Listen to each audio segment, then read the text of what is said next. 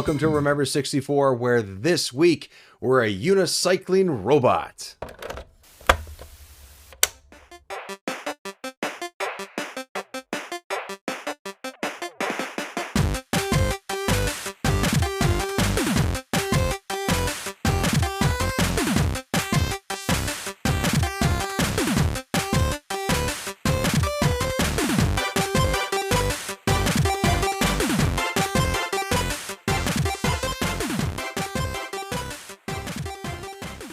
Welcome to the show, everyone. My name is David Petrangelo, and I'm hopping and bopping my way across a strange circus-like land and building up as much speed as possible before I fall all the way down to the ground from this giant tower of weirdness or whatever this is. But there's no fall damage? Woohoo! Okay, here we go again.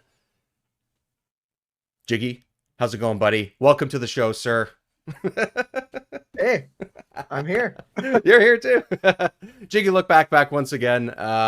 If any of that made sense that I just said in any way whatsoever, you may have guessed, may or may not have guessed, that we are playing Rocket Robot on Wheels. It is the first game from Sucker Punch. And if that name sounds familiar to you, it is the creators of Sly Cooper, Infamous, and most recently, Ghosts of Tsushima. Today, we are so graciously hosting Bill from the Gaming and Collecting Podcast, the 3DO Experience, and Geek Addicts. Bill, welcome back to Remember 64. Hey, Dave. It's been a while. I think last time I was here, we were talking about Resident Evil 2. It was Resident Evil 2. Oh, that's the early days. Early days, oh, yeah. Man.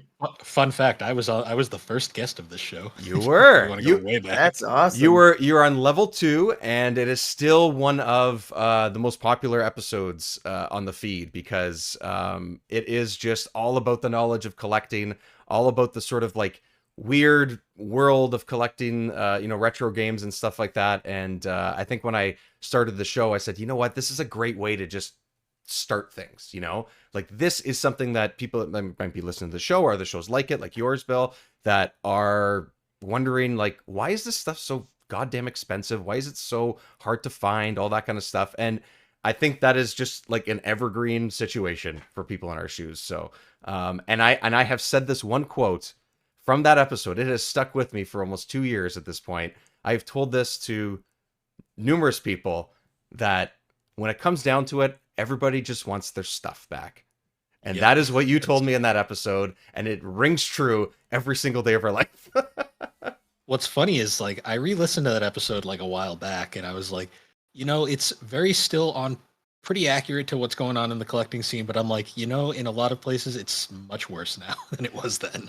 That's the crazy thing, right? That was only a year and a half ago, and it still keeps spiraling in a lot of ways, right? So it's really crazy. It's just and it doesn't. And we talked about a whole bunch of consoles. We talked about PlayStation. We talked about Dreamcast. A bunch of stuff, right? This is one of those games that might fall into that category that may have just kept spiraling in a way since then. So Rocket Robot on Wheels. Before we get into sort of talking about the game itself and some of the development and history of it kind of thing, me and Jiggy were sort of discussing like, oh, what should we play next or whatever. This kind of came up on the list of games that I saw that, oh, we haven't covered this yet, and I've always kind of wanted to. Jiggy was doing another video of that he was working on his YouTube page about it, and then once that came up, I was like, wait, I'm pretty sure Bill mentioned that this is like a game that's really close to his heart. I'm going to see if it is. I'm going to see if I'm right, because I haven't talked to him for a little bit, but I just have this, I don't know why it's stuck in the back of my mind. Just like that quote, it's still stuck in the back of my mind. So I asked you, and you said, yes, absolutely, this is that game. Why is it that game for you, Bill? Like, what about this game? So, as I mentioned, like way back in the day, like I didn't grow up with an N64. I was a PlayStation kid. And PlayStation had a ton of their own exclusives for the time. And as we mentioned earlier, a lot of them were developed by Sucker Punch Productions. And one in particular that was probably one of my favorite games as a kid was the Sly Cooper series. Yeah. Which to me are some of the finest platformers ever made. So when I finally got into N64 collecting around like 2010, I want to say, when I got my N64, I remember I joked back then that I had my N64 for about like 5 months without any games because games were just so expensive and hard to find. Yeah. And I kind of grabbed the ones I could find. Like I got Star Fox 64, Donkey Kong 64. And then I was like, you know what? I love Sucker Punch, and I know about they made a game for N64 that was their first game, and supposedly, even though nobody really talks about it, it's supposedly critically lauded as like one of the finest platformers on the N64. So I went out of my way, I found it. It was semi-expensive at the time. It was like $30, which as a kid, Now is cheap. yeah. What's funny is that was 2011-ish. I was still in high school, senior year, not senior year. I don't even remember what year it was, but I was still in high school. Didn't have a job, so money was not the easiest thing to come up across. So I had to save up for probably half a year, and then once I had the money put aside, I got that one. And my N64 collection started looking like a collection at that point. I had 3 games, so at least it wasn't it wasn't a console sitting on a shelf that I couldn't even turn on because the N64 doesn't have a startup at all. Right. Like that, the weirdest part about that was like I owned the thing and it turned on. I was like, it works, I think. I But I can't tell because there's no way to know without a game. Right. Yeah. There's no way for it to. Yeah. The light turns on, but that's about it. Yeah. Thankfully it worked. I still have it to this day, Beauty. which is hilarious because N64s are not the easiest things to find anymore. I know. I just went to a store yesterday and picked up a couple smaller purchases for a couple small games, but not only are there only a couple compared to the PlayStations, and even a couple Dreamcasts were there and stuff too, but they're not cheap, man. At least in Canada, these were priced. They were in really good shape. They were cleaned up. This place was like it's a nice place, but or at least there's stuff to make sure it's tested and whatever, right? It was, I want to say it was $140 for the console and one controller. That's not cheap. That's not cheap. Even if that was in the States and it was like 120, because sometimes stuff is quote unquote cheaper in the US compared to where I am, but that's still a lot of money, man. Like just for no games, like that's wild to me. Yeah, N64 is particularly bad. So is GameCube. It's the Nintendo tax, I always say, because Nintendo stuff is just always more expensive for whatever reason. Yeah, it's like and that's true even today. It's not even just retro stuff because you can look at like the Switch and games that were launch titles are still $40-50. Like they don't go down in value, and I don't know if that's Nintendo just somehow retaining that. Like no, they're full price or whatever it is. But it's something about it. I think you're onto that Nintendo tax. Yeah, I'll always say I one of my favorite collecting stores. I'm pretty sure I shared was when I bought my GameCube, paid $5 for the GameCube, $50 for Melee. Yeah, as crazy as the $5 thing is, the fact that the game is that much more also kind of makes sense. Yeah. So lose their value. Yeah, right. Mm-hmm. So you booted this up. This was one of the. So did you just sort of knew about it because it was Sucker Punch? You're like, I like the studio. I like Sly Cooper or whatever.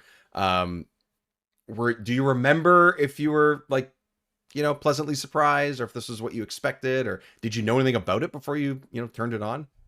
So all I knew was it was a platformer because I went on. So I was playing Sly Cooper. I had played the hell out of those games, and I had just started playing Infamous. Yeah, and I was like really, really high on Sucker Punch's games because yeah, they haven't made a bad game yet at this point. Yeah. So I was browsing their Wikipedia page and just reading it, and I saw before Sly they made a game called Rocket Robot on Wheels for the N64, and I was like, oh, they weren't always a Sony studio. Right. Ironically, they were owned by Microsoft at one point, which is very interesting in their history. Mhm. Yeah. But I saw that. Yep. I saw platform. I saw it. It was a platformer, and it looked fascinating. Like you play as a robot. So I ordered it and booted it up, and I'm not gonna lie. From the start, I was pretty hooked on it. Nice. Yeah, it's this is me. If anyone's watching the video version, this is me struggling with what the controls were at the beginning.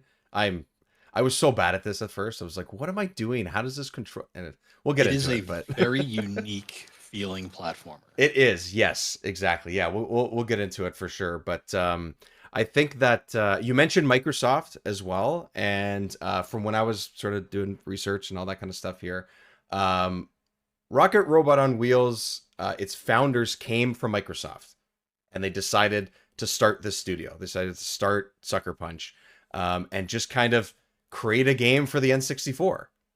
And I was like, oh, really? That's interesting that they just, yeah, this is what we want to do. We want to do, we want to do a platformer for this console. They only had, I think it was at this point it was roughly 97 around that time, so the console was already out. You had things like, obviously, like Mario 64 was out at that time and stuff. And like, to me, that sounds like a really like ambitious start, to be like, I want to make a platformer that is like Mario 64, or have like similar DNA to that. It's an interesting way to go about it, because I think that's like, at that time, that's tough to do. That's like a really difficult sort of task to try and take on. And they did something different with it, at least, right? The physics-based game is essentially what this is. Yes. Like, that's So really, like, really what it is. during that era, there was like two ways of making a platformer. You either had the open world collectathon style that Mario 64 popularized, or you had more of like the Crash Bandicoot style with linear stages that went kind of like the hallway design. I think it's been coined these days. Yeah, hallway platformers sort of thing. Yeah, that's part of it. Before we get too far into it, Jiggy, did you have experience with this in the past? You did a very in-depth video about this recently too. So like, you've had very recent experience, and in a lot of, in an in-depth way. But did you have anything, any Nope. experience with this earlier? Nothing, eh? Okay. I had absolutely zero experience with this growing up. It's not one I ever particularly saw. Yeah. If I did saw, I probably passed it up because I probably thought it didn't look my speed. I think the thing that really like detracted me from it. So I got Iggy's Wrecking Balls. Oh yeah. When I was a kid, if you know that game. And that game is like, side to side, kind of like a battle system where you're like jumping up and down. You're just a ball rolling around, essentially. Yeah. The cover for this game, similar to Iggy's Wrecking Balls in my mind. Yeah. So I'm sure I was like, I have Iggy's Wrecking Balls. I don't want Rocket. So I was like, if I knew it was a platformer, I probably would have been like, yes, yes. But I just assumed it was going to be the same, something like that. Yeah. But yeah, you weren't entranced by this red cartridge?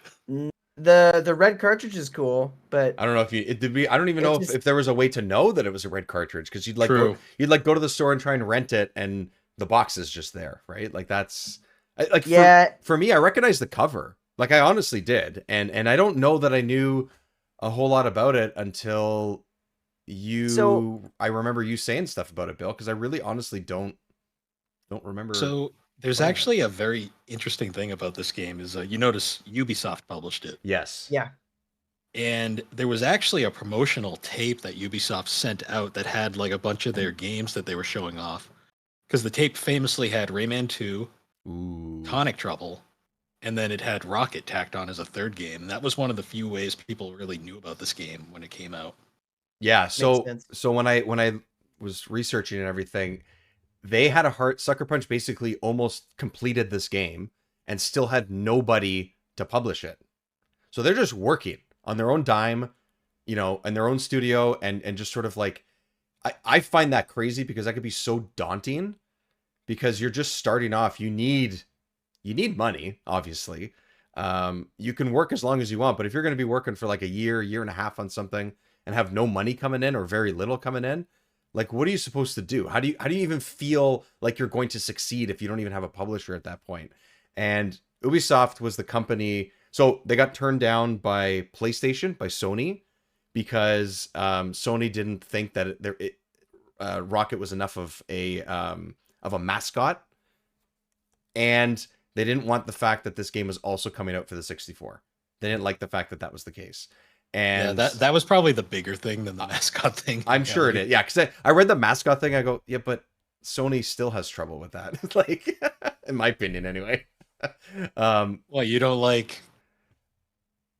Is it Astro now as their mascot? I don't fucking know. Exactly. Like, there's characters there, and there's family-friendly characters there. Like, there's characters, but I don't know that, like, outside of Kratos, today Yeah. anyway. I was like, my heart says Kratos is Yeah. their Ratchet, maybe. mascot. but- Maybe Ratchet, yeah, right, because that game was awesome. The most recent game, especially, was great. But Sackboy, maybe. Sackboy could have been it. But Sackboy's been dead though for a while now. that's the Well, he had a thing. game like 2 years ago. Yeah, that's the thing. Oh is yeah, like, Sackboy's is that Sackboy's Adventure? Sackboy's, yeah, Sackboy's Yeah, it's really good. Never It's played it. Oh, it's good. It's a Mario Okay. 3D world. It's a 3D world clone, but it's really good. Oh, nice. Okay, well, Interesting. but the thing is about all of those, and even Crash at the time, is like it was all, 4 or 5 years or something. It was all like short stints.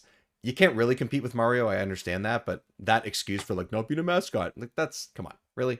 Like, Yeah, but here let me Go- flip this on its head Go for it. because there's a certain amount of charm you can instantly get from seeing a game cover or a game case or just even the art for the game, right? yeah. Donkey Kong has that, Mario 64 had that, Spyro had that, Crash Bandicoot had that. I don't think Rocket had that. Okay. No, I that's don't this think- game's biggest thing. Mm. Yeah, it doesn't have the aesthetic to support kind of a mainstream success. It's just like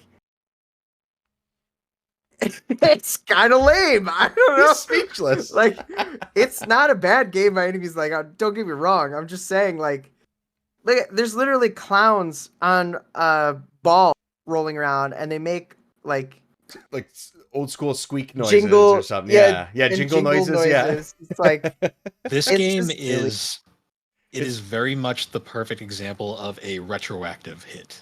yes. Mm. Yeah, I don't know. I think you're onto something, Jiggy, for sure, but I think the character model of Rocket himself is still could be pretty interesting. Like I could see that being the, quote unquote selling point or whatever, or like the mascot, but the rest of it, I think like the worlds aren't necessarily overly interesting or make it flashy or as, I don't know. I think another huge thing with Rocket that really hurt it was it came out on the 64, and the 64 was already saturated with 3D platformers as it was. Yeah, that's true. And there was a lot on this system that kind of got overshadowed. Yeah. There's, I mean, that's a lot of what kept the console afloat with like the bigger titles, like the rare titles especially. But like, it's also hard to compete with those. Like, how do you make this game and just automatically be like, oh, this is going to be a success because it's a 3D platformer? It's understandable, Especially that it would because not,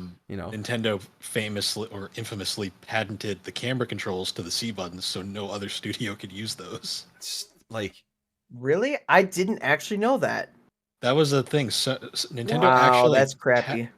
patented how the camera controls worked in Mario 64, and they had the patent on that for most of the console's run. So that's why a lot of like non-Nintendo or rare-made 3D platformers have really awful camera controls. yeah, That's so should- crappy. We should talk about this camera, Jiggy. I know you have thoughts because on your video you definitely talked about it. Yeah, Also- and I just wanted to briefly say too, like, so this game came out November 17th in North America Yeah. in 1999. 99, yeah. Okay, and I This was looking. late. Yeah, but I was curious because you were talking about it being oversaturated, and I'm like, maybe sort of. Yeah, they existed. I think it was more like we didn't get too oversaturated until maybe like 2000. Like then you're really hitting with a lot of different games. Oh yeah. But it was definitely overshadowed with DK64 releasing just a couple days later. And if you're gonna Oh. pick a platformer on the 64, like Donkey Kong is definitely gonna take the cake there.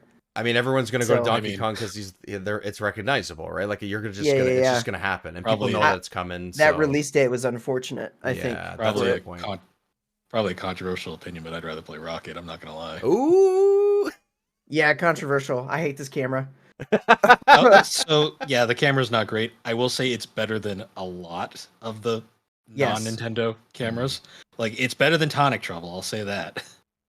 Oh, I gotta play that. Better game. than- I haven't played that. It's better than Earthworm Jim 3D. I think that's There's more of them. that's coming soon. By the way, The thing heads up, everybody. That's coming soon. the thing about Rocket's camera too that really annoyed me, like I think it's tolerable. Like you said, I Yeah. don't think it's Yeah. I don't think it's bad. I think it works, but the noise it makes when it moves. You don't like pew pew Uh, pew but it's pew. if it was like once and it moved, like I was trying to vividly like remember what the camera does in other games, like the sound effect, and was like, Right. they do have sound effects, but for some reason, Rocket's really, it's like, I think I said in my video, it sounds like a fart that's been like pitched up and it's added reverb. It's just like, pew, pew, pew.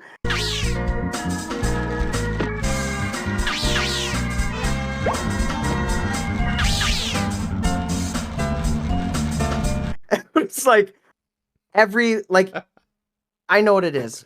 I know what it is. Besides the noise, it's like increments of camera movement. They're not very large. So if you tap the button, Yeah. it's like it moves subtly. So you have to tap it like 3 or 4 times. So you're like, "Tew, tew, tew, tew," and it makes multiple noises within it. Yeah, you're pressing it That's quite a what it few is. times to make it Which is, and it gets caught on the wall quite a bit, like on tighter spots. Like some I mean, some that was games, most games of this era, though. Yeah. it was, but it feels like for this, like you're going down a hallway, for example, and um, I kind of want to see Yes. what's in front of me a little bit instead of it being sort of It mostly in the it front. almost is a cross between the Resident Evil camera and the Mario 64 camera, where it's like it wants to follow you and be that 3D platformer camera, but at the same time, because I experienced exactly what you're saying. Yeah. When you turn a corner, there are certain like set pieces within the game where you'll turn into a small cave or something, and the camera like flips to the opposite side. And to be fair, the controls work. Like they translate really well. It's not like where you're going in a direction, all of a sudden you feel like you need to change the joystick orientation so that you're moving. Right. Like it feels natural, like how it works. But it's just like then you can't see what's coming. They do you dirty in the level in particular we're watching right now, where there's a pit of lava in the middle of this cave, and you like turn, and then all of a sudden there's a pit of lava, and you just gotta know that you have to jump just over it. Only knew it was But there because I ran into it the previous time. Like that's yeah, exactly. that's the only reason why I knew it was there.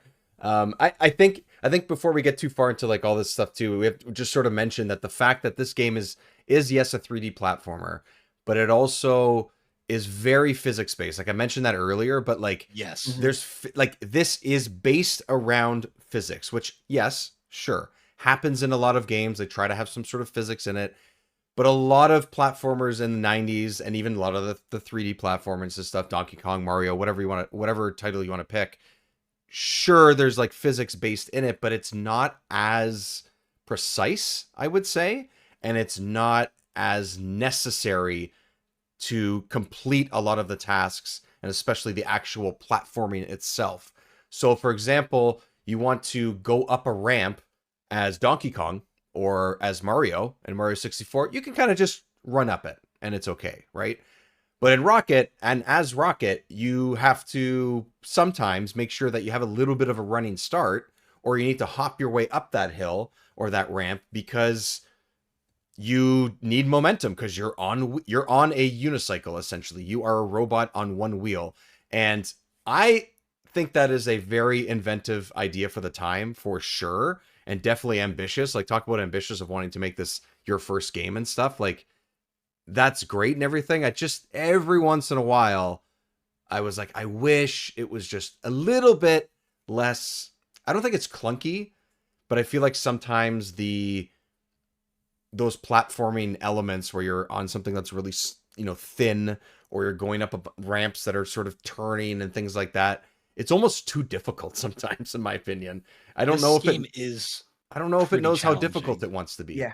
I don't know. So a key thing with the platforming, one of the reasons I really enjoy it, is Rocket has a very good sense of weight, which is something that a lot of 3D platformers did not have at this point. That's a good point. That's part of it. Like, yeah, when you jump, he feels like a rock. Like he feels like a robot, like a hunk of metal is jumping through the air. Like he's got like this kind of like he'll jump up and then you can like feel him like sinking down, and you kind of have to time it out properly. And what's cool is I played this after playing like say the Sly Cooper series. You can see a lot of what Sucker Punch was going to eventually do in this game, because it has the kind of like almost parkourish style platforming is like right at home in that series, and it's one of those that's like kind of hard to master, but once you figure it out, it's like super satisfying to like go through all these platforming challenges. Yeah, I don't. Jiggy, did you have that experience? Like, I know that like it can be tricky and stuff, but did you find that it clicked with you after a while? Because you played it a little while ago and stuff too Um, for your video, but like, how did that feel for you? Yes and no. I just clunked my mic. Yeah, yes and no. I hate giving that answer, but it's Yeah, like I know, right? I feel like the majority of the time, yes, it worked. Hmm. I got to a point though, like we'll get to this at some point, but the very last boss and very last level, I was getting really frustrated. Mm. Um, I wouldn't say it's necessarily with the jumping, but there's just some dumb Dumb maneuverability. I design don't know. choices. I Yeah, find that when you're going, so it's almost like you have to give yourself a little bit of a head start, like you said yeah. earlier, and then you have to jump. Okay, but what I found I was doing, and I think I would have liked this game better if I played this platformer before playing others for like so much of my life.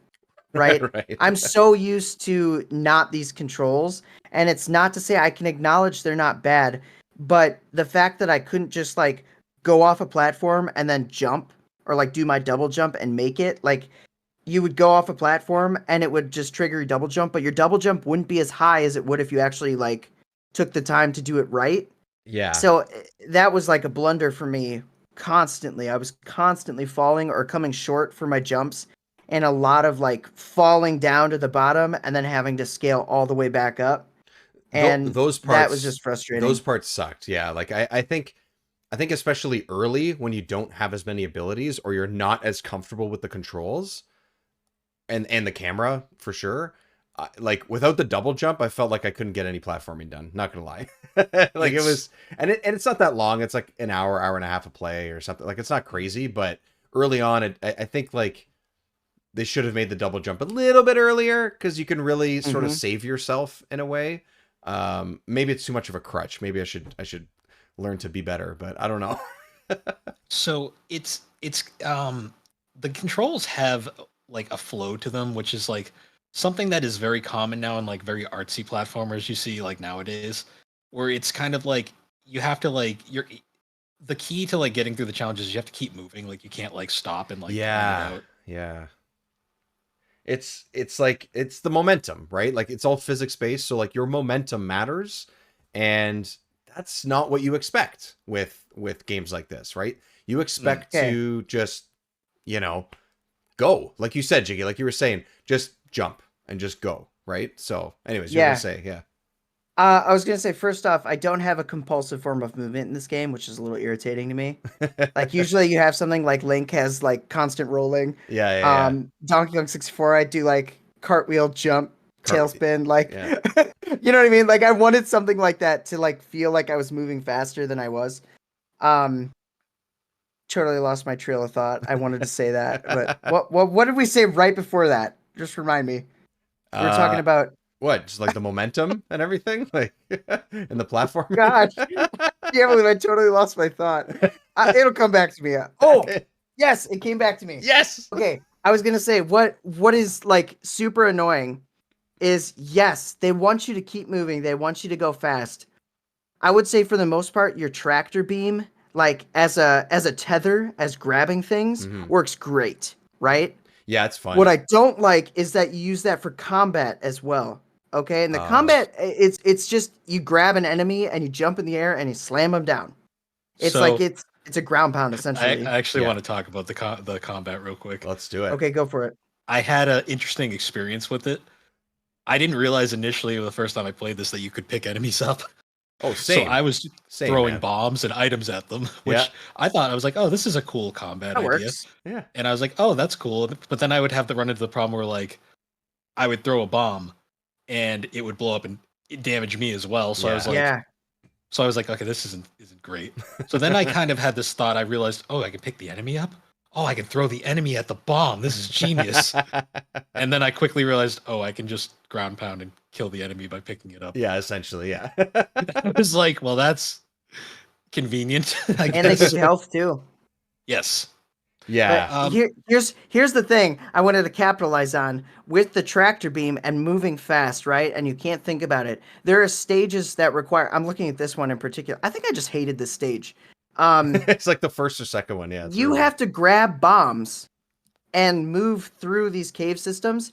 And I've had so many instances where you pick up some momentum, like going down a hill or something, and the bomb would like your tractor beam wouldn't hold it level. It would like kind of dip or go it up a little bobs. bit, It bobs and it with would, your momentum. yeah, Yeah. Yeah. and it would smack a wall or smack the ground. The wall I can forgive.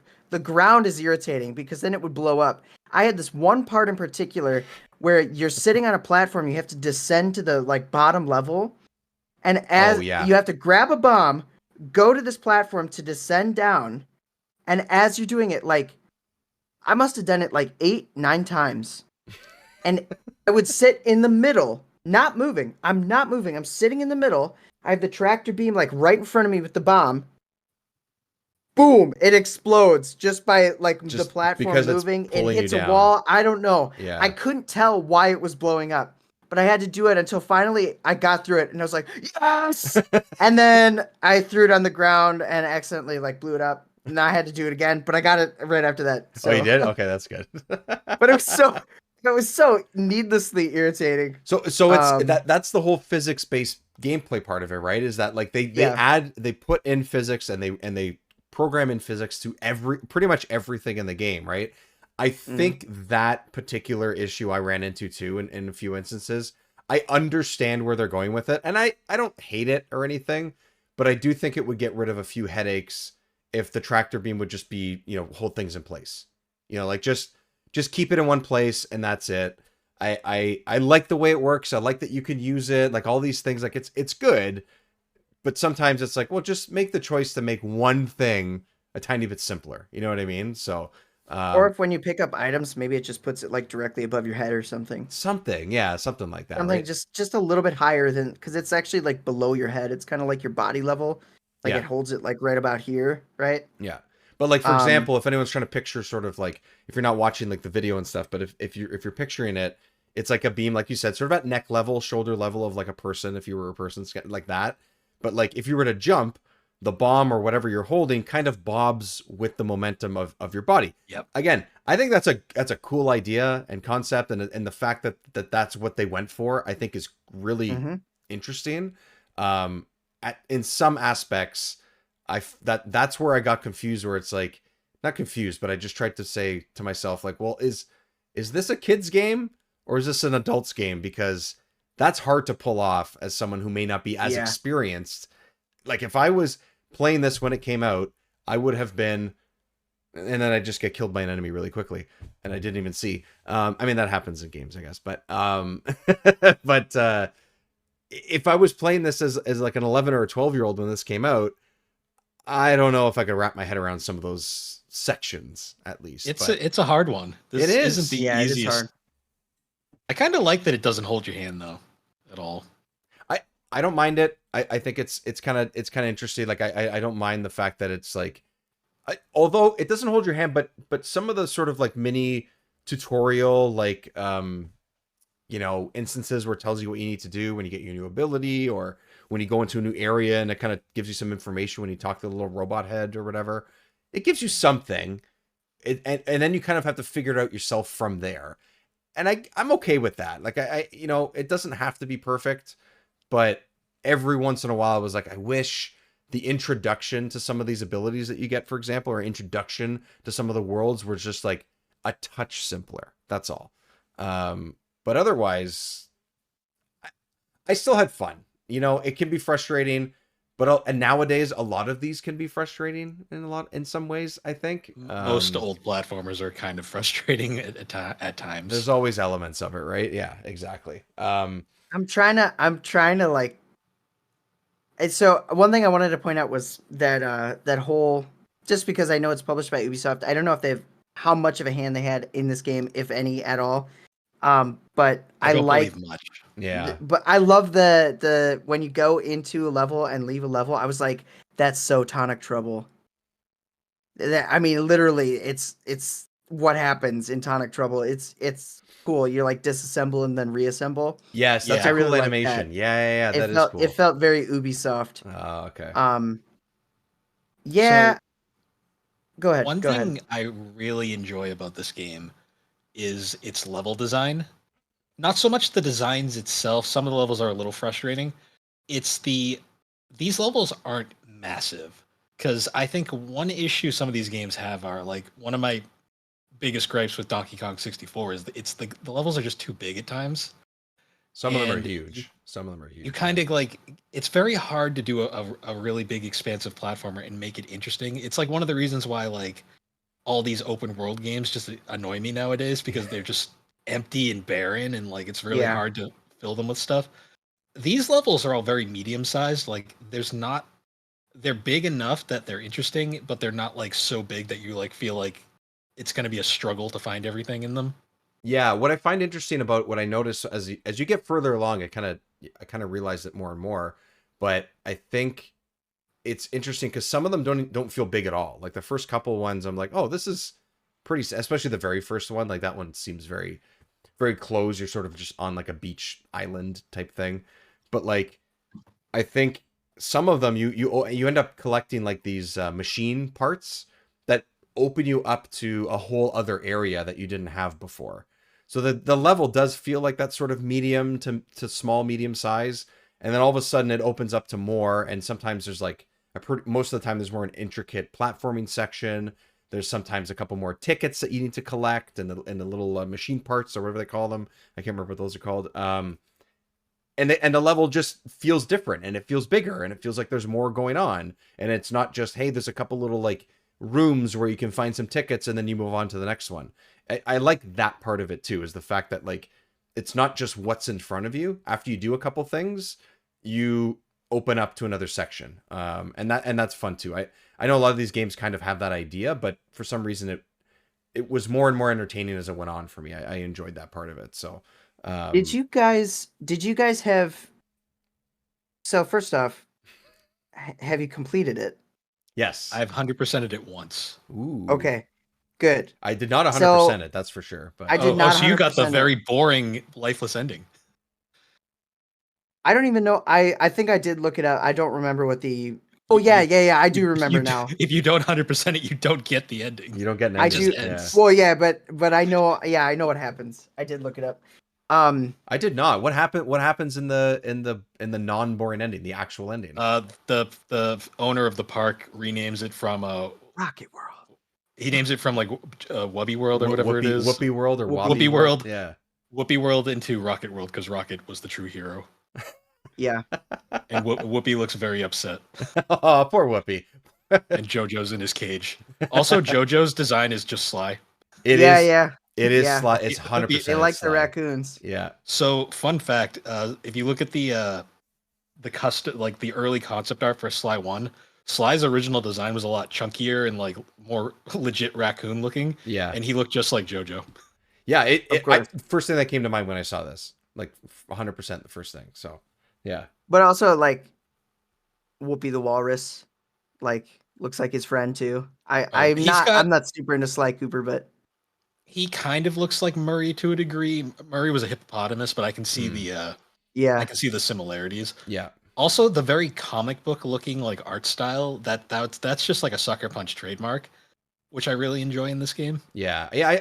I do like the design, I think, of a lot of the characters and stuff. I think some of the worlds are hit and miss to me, like the one that was just up on the video before, where it's like the cave and stuff like that. It's okay, but there's only so much you can do with like cave walls and a cave. Yeah, I guess So- it's, I don't know. I wanted to backtrack a little bit because I Yeah, wanted sorry, to you're gonna finish say something. my Yeah. thought. I was gonna just say did you guys find some of the tickets, like to go back to Mhm. complete the game, you need 65 tickets. I believe 65. Yeah. And there's a total of 84 in the game. Mm. I got to the point where I needed the 65 tickets, and I had to go back and like really hunt in these old levels to find tickets. Like, did you guys find it to be a struggle to find things? Like, is that just a me thing? Because I feel like I explore often in games, and I was like, man, this is kind of hard. Yeah. So Yeah. I will shamelessly admit, I'll go through the levels once, and then once I can't find anything, I'll just look up a guide. Okay. Yeah. This one, there's definitely a few of those tickets, which if you think about other 3D platformers, like take Banjo-Kazooie, for example, the tickets are the jiggies and the machine parts. What are they? The other ones are basically the notes. Tokens? I think they're tokens. Tokens, machine tokens or something. Those are the notes. Tokens, yeah. Yeah, those are the notes. So those are the two things you're mainly collecting. Then I mentioned machine parts. So there's just like sort of an extra thing that's within each level. It's hard to explain, but it's just like another thing you collect to open up a new area. 100%. I found it hard to find some of these things. Like, it wasn't like not all of them, because sometimes what I did like about this game is sometimes it was actually kind of easy, not easy to figure out, but easy to notice. Like, oh, this is going to be one of those sections that is going to lead me to where a ticket is and where some of the tokens are. Yeah. Cool. I'm going to put myself through it. I'm going to do it. Even though it's not super obvious, it just kind of feels like it's set up that way. But that didn't feel overly unique. What felt unique is when I stumbled upon things, but that was few and far between. I think I looked up a guide for a couple of them so that I can unlock more worlds and everything. So I did go back a couple times, but it is difficult, I think, to get through some of these ones. Like this particular level that I'm showing, which I think is like the 4th stage, maybe it's the 3rd, where you're sort of on like a magic carpet and like flying around this like open area. I hated this one. I did not. You know what? I did not like this one at all. This one was probably, in my mind, this is one of the easier ones. I felt like this one and easier the first ones to one were find pretty them. easy. Yes, easier ones to find the tickets. Yeah, but I found it to be a bit of a pain in the ass. Not gonna lie. Okay. Favorite levels? Enjoyed I don't know. Do you have one, Jiggy? Do you have like a particular? Yeah, I favorite do. one? Okay. I really liked. I think it's Pyramid Scheme, and that's the one like in the jungle, and it does like a time travel sort of thing. That's the one I was about to say. Yep. Yeah, I love that one. That's the best one. Cool Yeah. level. Okay, so we're all on the same page. Best vehicle in the game. Okay. Oh, the vehicle. Yeah. I didn't think the magic carpet was bad, but that motorcycle, that thing is sick. It like shoots out bat wings, and it uses the momentum kind of like Batman Arkham City style, where you like dive and then you shoot back up. Like it's a lot of fun. I wish I could have the Dave vehicles. Just like threw away the carpet things. there. He was like, "I'm done with this." And just launched. Man, I did that so edge. many times, and then this, I was like, how do I jump back on it? Like I couldn't quite figure it. Oh, I want to watch him do this. I couldn't. Great. I didn't do this on my first try. No chance. Most of the love platforming the physics in this level. Most of the platforming I did not do on my first try. Like I think I fall off like right on this jump. See ya. Oh, yeah. Oh, there you go. Yeah. He didn't even miss it. He just ran off. I just kept going. And there's the camera. and that's so that's the thing with like some of the platforming stuff as an example. So if anyone's not watching it, basically there's a bunch of suspended platforms that are like, I don't know what they were, hexagons or something like. Doesn't matter what the shape is. Let's just say they're circles. The problem is it's not that you need momentum to kind of just make those jumps in order to get speed to kind of create, more momentum to have a further jump. The problem is that those platforms also wobble because they're floating in suspended space. And again, that adds to the physics of what this game is. And it does, to me, feel interesting. I like that. But, okay, here's my abandoned carpet that I try and jump on, and I think I fall off the level. Oh my gosh, you're not going to try to jump it. Oh my 100% I tried. I threw it in the middle of the stage, and I'm just like, you know what? Screw it. I'm going to do a running jump. Let's see what happens. Whee! I almost made it, too. You always got to time your double jump, man. You wait for it to be in view. I had to struggle with the camera. The problem with some of those platforms is that they also wobble, so it affects your momentum. Yeah. Again, ambitious idea, stuff that for the most part I think works, but every once in a while I'm just like, I don't know. And the fact they fall and you're under that anxiety stress that you're like, I got to go fast to do this. Yeah. Right. Yeah. And I think that's probably part of the thing. Like you said that so early on, I'm like, that's totally right. Because you have to keep moving. Yeah. And if you commit, you have to commit. You have to commit. Yeah, that's a good way to put it. You have to commit. I partially kind of love that because I always joke like I call it like the full send method where you just full send, see what happens. Yeah. Yep. 100%. You have to do that so many times. And in a way that is just, it's another approach. It's another interesting way of doing it and whatever. There are There is something unique. There's an Oh, advantage to that. the bomb thing happened There's to the you bomb right thing, here. yeah. And Exactly. I just took it out That of the death little... animation is so Yeah. sad. He just rolls around like sadly. Also, sometimes when you die, it kind of just like sits there for longer than it should, and then it You watch him respawns you. roll. Yeah, you watch him roll around, and it's like, like... You know, I it's don't interesting. know. Oh, go ahead. You go I ahead. was gonna say I don't know if that's better than like something like Jack and Daxter, where like Daxter just criticizes you whenever you die. Oh, that's true. Yeah, he chirps you. Yeah, that's right. The thing about like the platforming too is in other games you have a form of like correction when you Mm. do it. So like Donkey Kong 64, you can jump off something. You have an aerial attack that you could, you could do an aerial attack and get you just that little bit extra that you needed to kind of pull back a little bit. Banjo-Kazooie, you had Kazooie, you could flap your wings and kind of like maneuver around. Yes. Mario, you had your dive, right? So if you didn't think you could quite make it, you could dive, try to go in a different direction or something. This has no correction. It's just full send, like you said. Full send platforming. A big hunk of metal on one wheel coming at you. Yeah. It's realism. You know, you make your you can't change your direction in midair in real life. So I know, and that's I've tried. It doesn't work. I've tried to jump off a magic carpet and make a platform, but I just couldn't do it. I'm pretty sure we all as kids tried to do like the change your direction in midair and just fell. Yeah, just like doesn't work. Fall like a sack of bricks. Yeah, 100%. See, Castlevania always had it right. That's how jumping really works. Yeah, that's true. Actually, when you think about it, yeah, that's how it goes. I think the ideas in all this platforming and the physics-based gameplay is fantastic. I think it's great that they just went for it. I think that needs to be applauded, and honestly, that's one of the reasons why, like, even though it could be frustrating at times, I was like, sure. What happened there? The thing closed on me before I got a chance to get in there. You were in there though. I know, and it closed and pushed me out. You I know. Didn't hit the switch in time. I didn't hit the switch in time. I don't even know if I got this one. This is one of the first times I did this level, or the first time.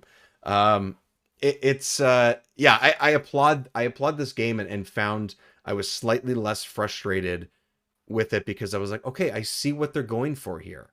Like, I get it, and I think that deserves some extra credit. Not saying that you guys aren't giving it credit for that or anything, but I do think that is a factor as to why I may have pushed through some of the elements and some of the moments that I would have been otherwise too frustrated to continue with. Did I rage quit this game? No, but I came close every once in a while. I get it sometimes. One thing about this game though that like I noticed just from watching the footage here alone, this game runs incredibly well. Oh yeah, you're right.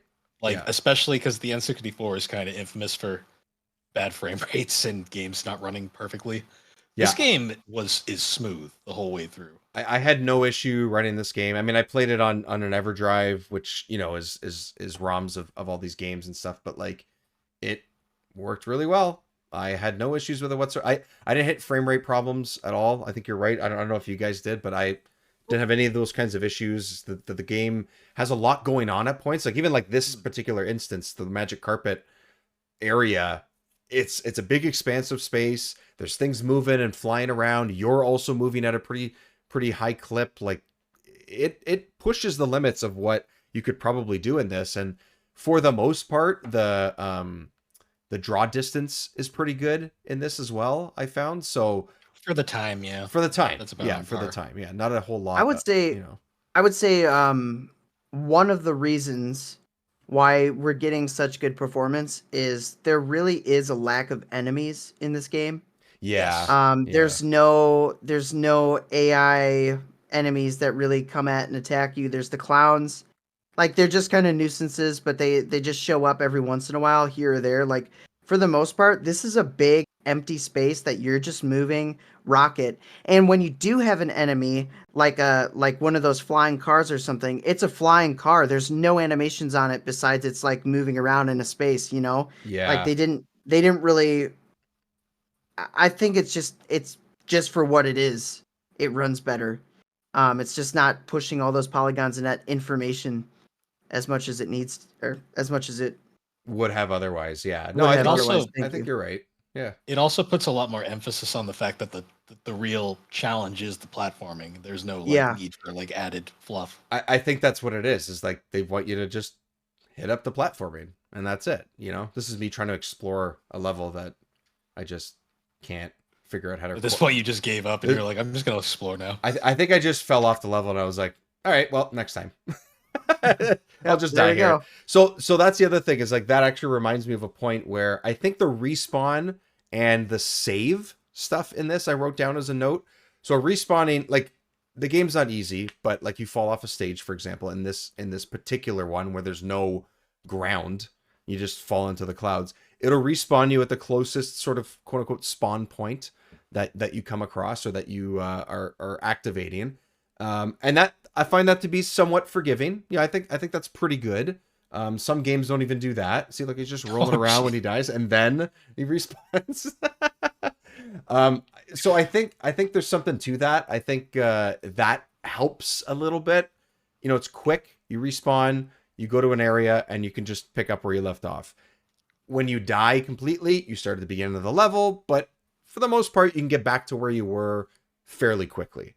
And then the save this option game doesn't have lives, right? It doesn't have lives, exactly. So you can die 50 times in the first stage if you wanted to, and you can just keep going. It has a health bar that you can, you know, get pieces to make your health bar larger as the game goes on. That's totally fine.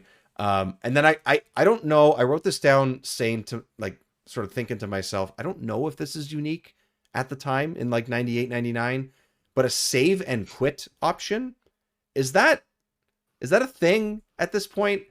Like, unless you had like a PlayStation with a memory card, or unless you had the memory card in like save and quit, close the game, and then everything is right there. And I found that in this game in particular, I don't know why, but you could be in the middle of anything. You could be in the middle of a you know, the last battle or last stage in a really difficult point. I could be falling off a cliff about to die. I could pause, save and quit, and I can pick up where I left off the next time I turn the game on. And everything is saved. I didn't lose progress on any stages. I didn't lose progress on anything I collected. I have everything that I had to that exact moment. And maybe I'm making too big of a deal out of it, but maybe it's because this game is not super easy, doesn't hold your hand like you guys have said, that feels good to me. That felt like not a handhold. It's not that, but it worked in this game, and I think it needed to work. Otherwise, it may have been even more frustrating. I don't know. I wrote that down as a point. Whether it actually is a legit point or not, I don't know. You guys can correct me if I'm wrong, but that's what it felt like. If this game had lives, it would be a much more frustrating experience. I think that would make a difference. I think that'd make a huge difference if it did. Yeah. Yeah, you have unlimited lives. I didn't even realize that at first. And then I died, like 4 times in one level. And Which is like, really funny to me because Sly 1 has lives, so they kind of reverted. Oh, does it really? Oh, I didn't know that. Yeah. Sly 1's also very easy. Oh, I don't know that I've played the first one. I think I played the other ones, but yeah. Yeah, it's Here's the thing. The last level, okay? Yeah. Generally I'd say yes. You have unlimited lives, everything's fine. You just spawn out where you need to spawn out. It works great. The last level against the boss, against JoJo, freaking sucks, okay? And it doesn't suck because it's bad. It sucks because if you you know what, you do have lives. Wait, hang on. No, it's not lives per se. Yeah, it's your health. It's your health. It's your health. It's your health. If you fall off a ledge and you have health, you'll spawn up at the top, right? Or at the last checkpoint almost. Yeah. But if you lose all your health, you will have to completely restart. Yes. Okay. In this particular level, at the very least. Yes. And this particular level is a lot of platforming, a lot of semi-difficult platforming, too difficult. Using all your abilities and all those. Using all your abilities. Yeah. It's the finale. Yeah. I got all the way to the ball, which is the very last part of it. Oh yeah, yeah. I fell off the ball, and it was my last health. Oh. I had to completely restart over, and that's when I looked up cheat codes, and I got called out of my video. They're like, low gravity cheat. I'm like, heck yeah. I was like, I'm not ashamed to say that. you put the low gravity cheat on. I think I also put super jump. I did like everything I could. I'm like, I'm just bypassing. I did this level the right way. I am bypassing it. So That's I went in fine. and then I jump and I'm like, woo! Like I'm like halfway to the end in one jump. Like this will work. This will work. I But It's fine. There's nothing wrong with that. Like, you know, if you got as far as you did as well, there's part of it. And also, like, oh, are you still I was playing the so game annoyed, and dude. enjoying it? Yes, that's fine. Just it is what it is. I You wanted to know? finish it. I was Yes. committed at And that you were point, but right there. You're right there. I was so irritated. I was Yeah. like, come on. So that was I don't often break out the cheat codes, but I did for this game. Yeah. Yeah. See, I like the final boss just because it's different. Because there's so many That's final true. bosses in this era that the boss is so boring and just like generic. Like Mario 64, I love that game, but the Bowser fights are just the level's They're more okay. interesting than the boss fight. Oh yeah. Yeah. I agree for sure. And I kind of like that they just kind of JoJo's not really even a boss. He's more of a thing in the background, and the actual boss is the level itself. Yeah. Totally. Staying true to the game. Yes. That's what it is. Yeah, I will say too, like even with elements like that particular part of the game, I don't know how he did it, man. Maybe I was just like in a groove that day that I did it without the codes, but I can completely understand wanting to have low gravity and like took the 100%. It is. You just went full send. Yeah, he went full send. Yeah, I went full Yeah. send, and Jiggy went full send in one way. I went full send in the other way. Either way, full send. Yeah, it was. I could totally see it, but I do think that like when it comes to the platforming, my favorite parts. At first, I had a hard time sort of wrapping my head around it. Maybe it's because without the double jump, or maybe it's because I just wasn't used to it yet. But I do really like the swinging. I thought Yeah. when you have like 6 of them in a row, I just like the whole woo woo woohoo woohoo and just like jump grab like I think that momentum really works. To me, I felt the groove of what Sucker Punch was doing with that, and those ones worked pretty much every time for me. Is it perfect every single time they implement them? No, but I think that once I got used to it, especially a couple stages in, and it's just the right amount of difficulty, I found that I really enjoyed it and look forward to more of those. I think it's the second or third stage, the sort of underground one that we were looking at before. Once you Third, open yeah. up where the machine parts are, and it gives you that area, there's things spinning, and you're going up, you're going down. There's this thing spinning vertically and horizontally, and it's like really the first time that a lot of that more complicated stuff happens. And I thought that was like a ton of fun. And I was like, oh, I get it now. I get it. It It's took, Yeah. something that Sucker Punch is just like known for. yeah, Like because they're still doing this, even maybe not so much Ghost of Tsushima because that's very much its own thing. different but, game. Yeah, yeah. In Infamous in particular, like one of my favorite parts of that game is like when you unlock more powers as Cole, you can legit jump off like the top of buildings and like electric glide over like electrical wires and then jump in Oh, the air and hover those are so onto fun. onto another wire and just like keep the momentum going. And it's all stuff that I kind of can see like the original budding in like this game in particular. Yeah, I could see that. Yeah. I 'Cause even think it's Sly there. had like that kind of like parkourish platforming. Oh, Mhm. especially those games. Yeah, and the walking across the wires and all that kind of stuff. Yeah. I didn't realize this until now. I just looked it up. The game. I mean, this is Nintendo Power. It's not based on sales, but even I mean, I know Nintendo Power is kind of like a marketing ploy for Nintendo games in some ways at that time, but they rated it as the 18th best N64 Yes. game.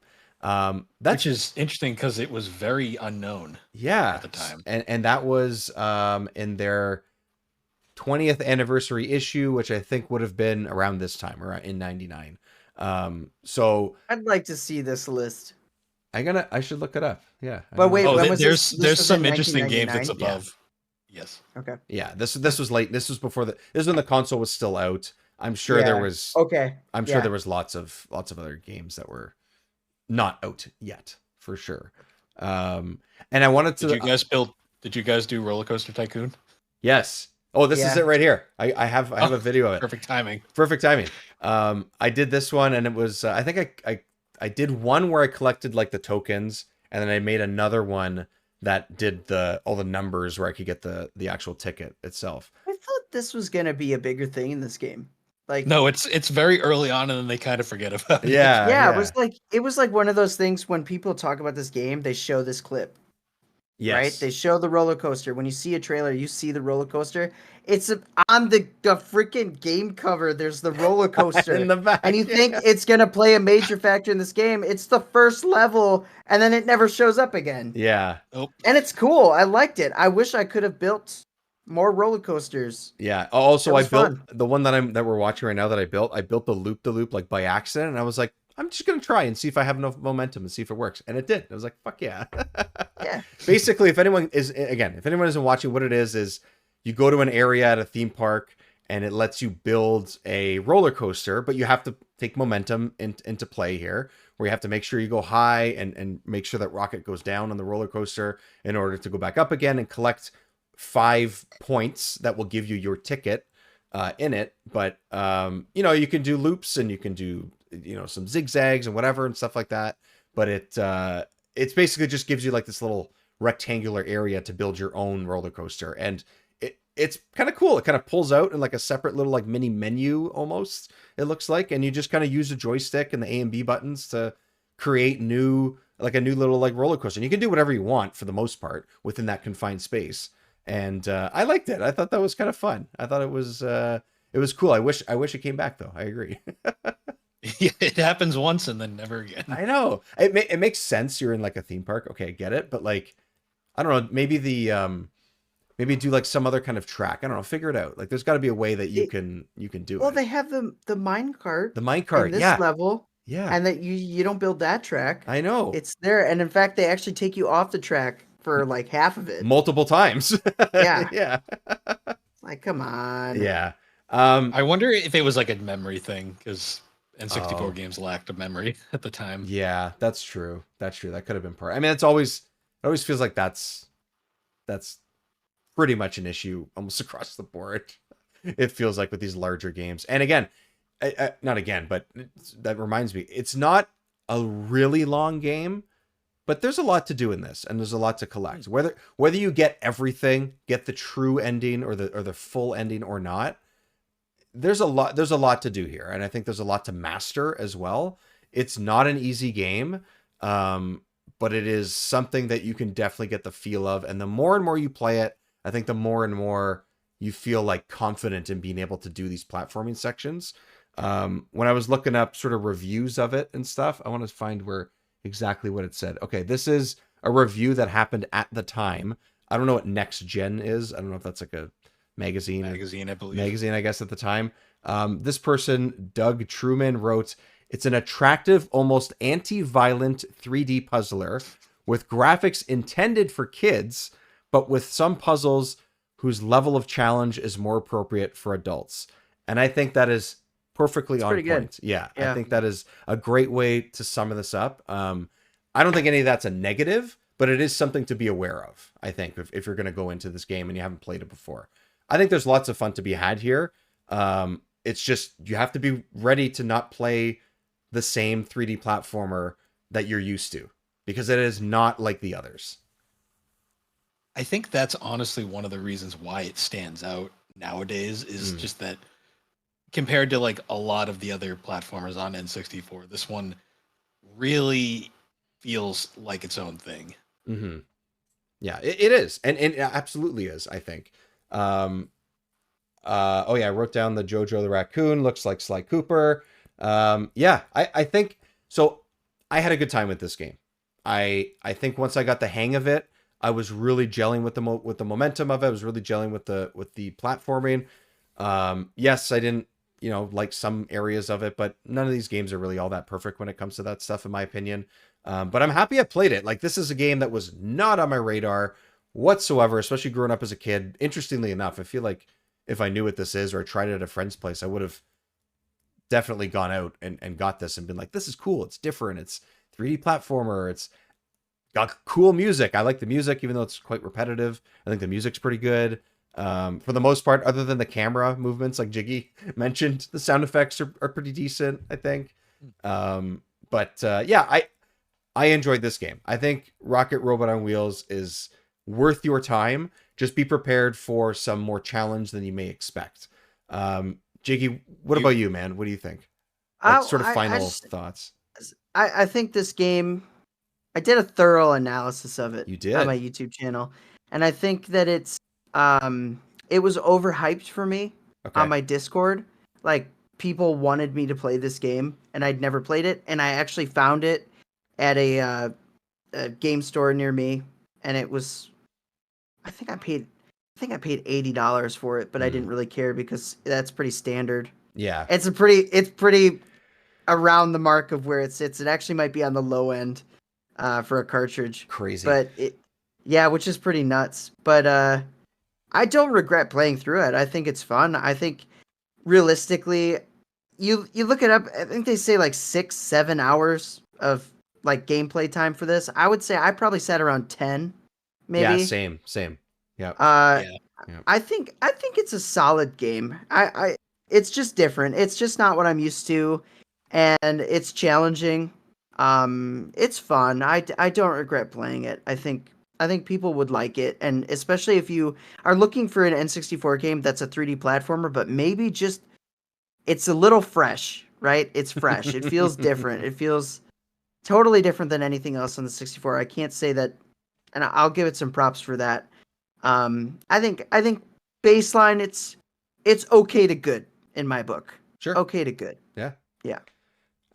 Bill would say it's the greatest game of all that. No, so what for you, is this like one of the, I mean, you mentioned it a little bit earlier, we talked about it, but this is like pretty much right up there as far as platformers go, especially in this It's era or this console.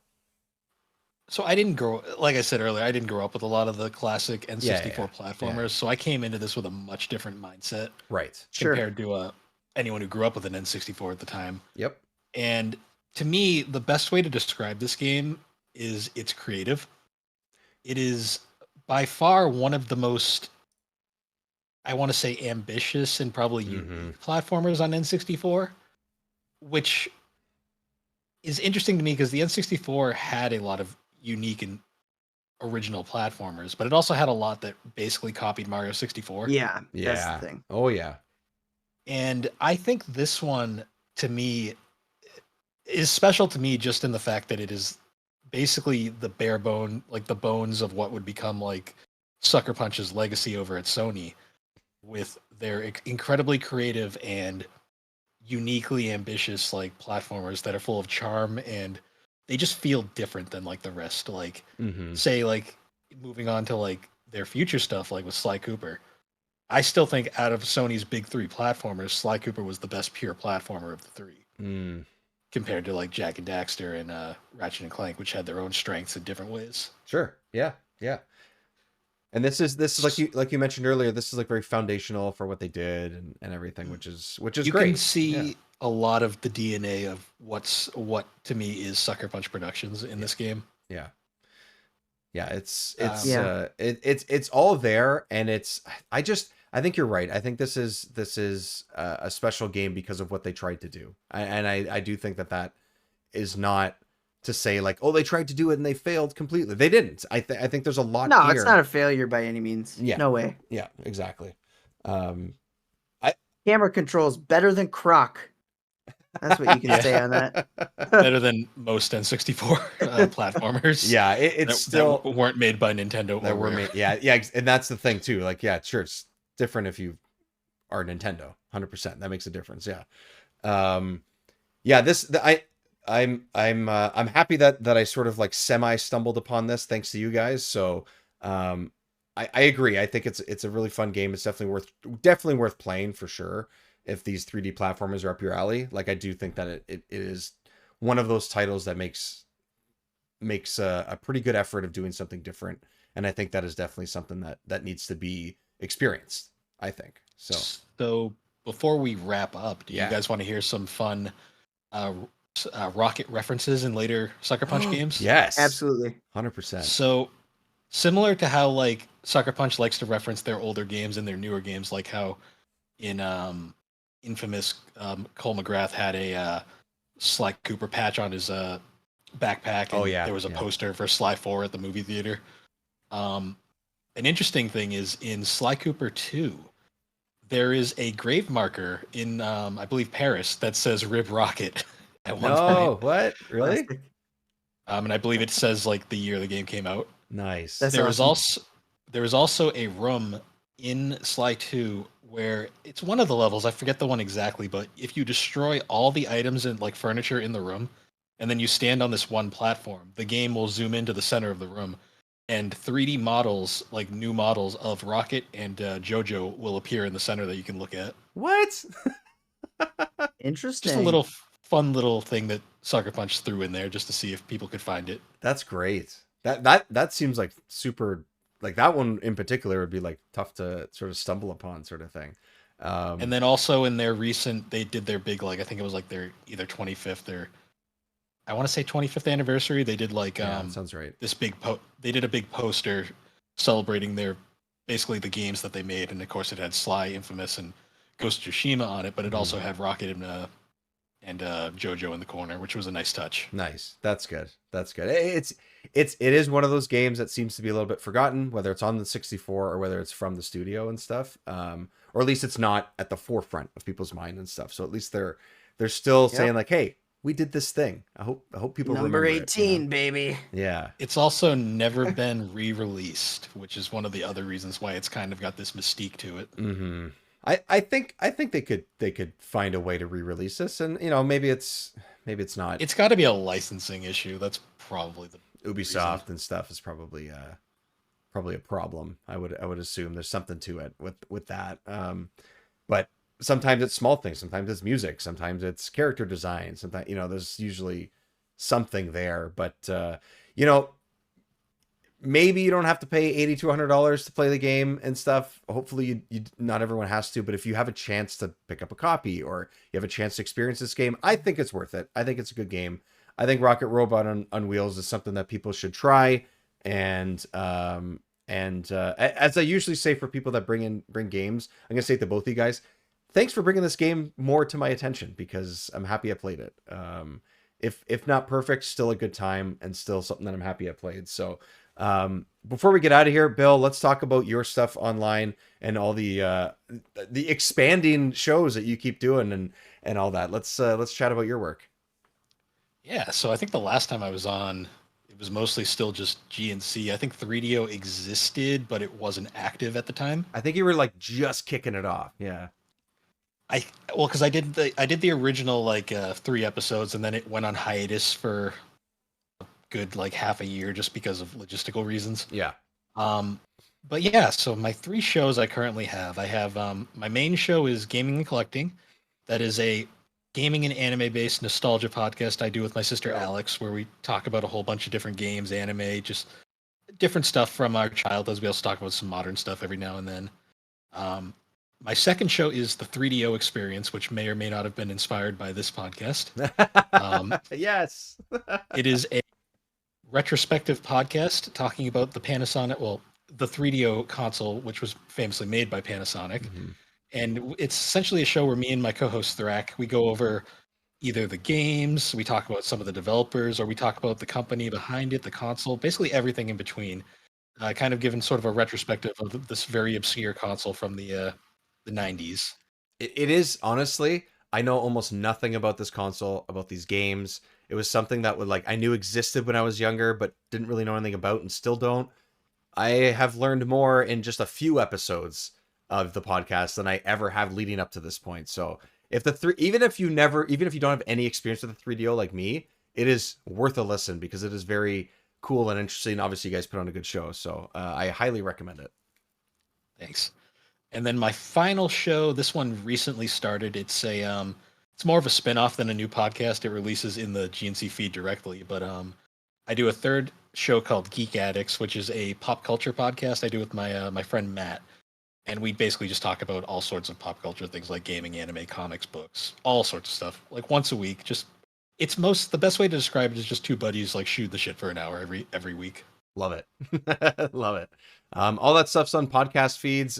Jiggy, what about you, man? What's happening on the I mean, you did You did something in Rocket Robot on Wheels. Oh. What's happening at the YouTube page? Oh, so much is happening on the YouTube page. I just feel like they've been pumping stuff out. You have been. Just put out an analyzing everything about Earthworm Jim 1 and 2, a little retrospective. Playing through those, and those are very hard. Well, not Earthworm Jim 2, but Earthworm Jim 1, very hard. Yes. Very unforgiving, but it was a lot of fun, and I love it. And so I got that. I'm super excited. I think I mentioned it a while back, but the mapping out the Rare universe video I've been working on, gonna have a special guest on it. It's gonna be super cool. Super pumped for that one. I'm just waiting for the guests to finish their part. But it's gonna be something really special. If you love Diddy Kong Racing, Banjo-Kazooie, any Rare game, basically of all time, it's gonna be represented in some way there. So Nice. I'm super stoked for that. But yeah, it's been a lot of fun. It's been a wild ride. Yeah. Just keeps growing. Yeah, you're plugging away, man. The stuff is awesome. Rocket Robot on Wheels as well, if you want to hear a little bit more about that from Jiggy and breaking things down from gameplay to music to sound to all of that stuff. You hear a little bit more about that on his YouTube page. And as always... I want to address something. Yes, please do. I want to address something. Rocket Robot on Wheels. Plural. Okay? It's wheel. But I want to defend it. Okay. Because I never even thought about that until you said this, by the way. I feel like I've seen people point it out and be like, it's Rocket Robot on wheel, not wheels, right? But he does drive a lot of vehicles. Oh, that's true. Yeah. And he does that like so many vehicles without the game. So I'm defending Wheels as the proper title. So That and that's let's face it, Rocket Robot on wheel just sounds dumb. It sounds bad. Yeah. Or like unicycle robot. Like it just wouldn't quite work. Yeah. That's Rocket true. the circus robot. Yeah. Rocket Yeah, right? I mean, but then that just doesn't sound as appealing, you know? Like it just doesn't Rocket Cycle Bot. It's like yeah. Okay, I'm done. No, it's good. You know what? I literally never even thought about it until you said that. Well, that's a good thing or not. I don't know if that's a good thing that I never thought about it, but yeah, go play this game. Don't think about it. Don't think about it. Just play it. Yeah. And I just subscribed, so yeah. Word. Yeah, there we go. And another one. Lock them in. Remember 64 show across the board. Patreon.com/Remember64 show. You can also get all the episodes early there. You can find us across social media. Remember 64 show. And some gameplay videos. You can get a video version of this. We're referencing the video of me playing and being terrible at most games that we play on this show. That's because we have it playing while we're recording episodes. If you want to see what we're talking about, that's the best way to find it. And other than that, some pretty fun games coming up as 2024 continues. And until next time, everybody, thank you very much for joining us. Jiggy, Bill, thanks for being here. And we will see you next time on Remember 64.